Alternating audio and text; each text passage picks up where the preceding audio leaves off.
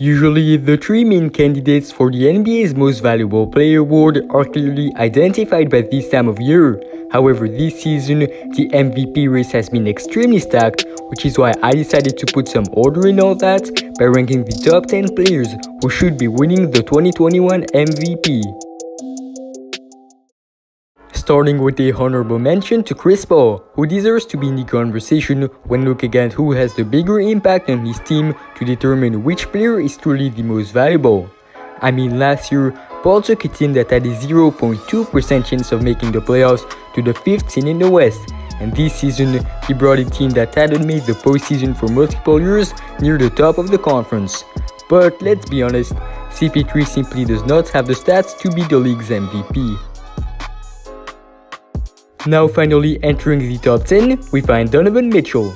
This would make sense, as Spider Mitchell is the best player on the best team in the NBA, but I feel like Utah's success is in big part due to the whole team's effort. And while Mitchell has been very solid statistically, averaging over 26 points, 4 rebounds and 5 assists, all the players ahead of him are still better individually. At number 9, we have Luka Doncic. Luka has an impressive stat line of about 28 points, 8 boards and 8 dimes, but all the remaining players on this list are doing better from a collective standpoint or even statistically. Next up, we got James Harden. The Beard has been averaging 25 points, 8 rebounds and a league best 11 assists per game, while keeping Brooklyn near or at the top of the Eastern Conference without Durant for the most part, and sometimes even without Kyrie. Harden also deserves credit for adjusting his game to help the Nets' success, but I'm pretty sure he's not going to win MVP just from the fact that Kyrie and KD are on his team. Then we have LeBron James. Ranking him this low could seem controversial, as I do believe he is the best player in the world, and as, after all, LeBron is the real definition of valuable. However, whether it's from an individual or a collective standpoint, the King is simply not having the best regular season this year. On top of that, he's injured for a few weeks, which does not help his odds of winning the award. Some people push for LeBron James to win MVP simply because he's still playing at an elite level at 36 years old, but that purely impacts the narratives, and I believe that age should not matter in the MVP conversation. Following LeBron, we got Damian Lillard. For the first half of the season, Lillard would have easily made the top 3, as he was averaging 30 points and 8 assists with some strong efficiency. He was being clutch pretty much every game, and he managed to keep the Blazers as a winning full team despite CJ Nurkic being absent for a few weeks. However, Dame has been cooling off lately, while the Blazers are getting more losses, which is why Lillard only takes the number 6 spot. Entering the top 5, we find Kawhi Leonard. Nobody has been talking about this, well, simply because he's Kawhi, but this year, the Claw has been averaging about 26 points, 7 boards and 5 assists, with some strong efficiency. He's been doing less load management, and he got some good advanced stats, while having a really big impact on the Clippers and leading them near the top of the Western Conference. At number 4, we have Giannis Antetokounmpo. Not many people are talking about this due to voters fatigue, but there is a legit chance of Giannis winning his 3rd consecutive MVP. This season, the Greek Freak has been averaging over 28 points, 11 boards and 6 dimes, with a very good 63 true shooting percentage, and all that while Milwaukee is the 3rd seed in the East. What doesn't help Giannis Antetokounmpo's MVP case though is that the Bucks are still solid without him.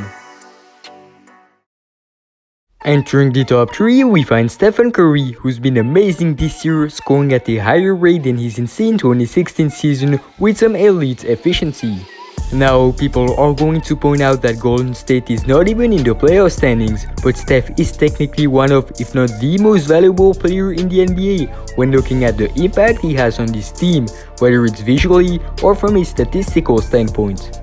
This season, with Curry, the Warriors win over 55% of their games. Without him, they win less than 13% of the time.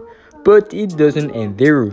The Warriors' net rating with their franchise player also improves by 8.2 points per 100 possessions, which is the 5th highest on off-point differential among NBA superstars.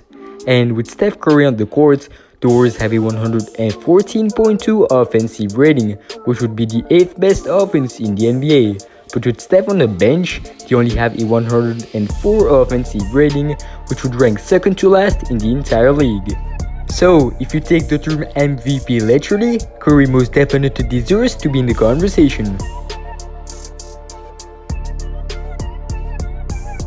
At number 2, we have the player with the best post-up game, Joel Embiid, who's been dominant on both ends of the court this year.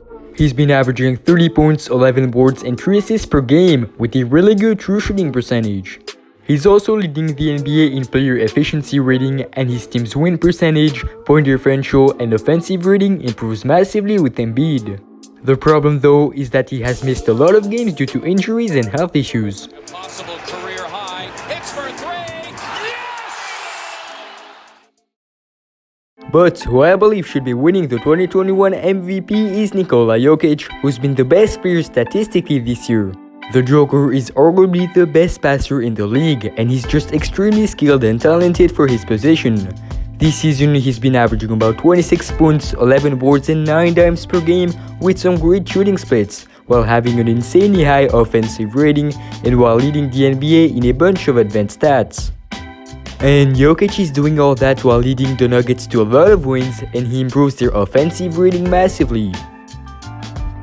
Well, that is it for today. Feel free to give your own top 10 in the comment section, and make sure to like the video, subscribe to the channel, and activate the notification bell.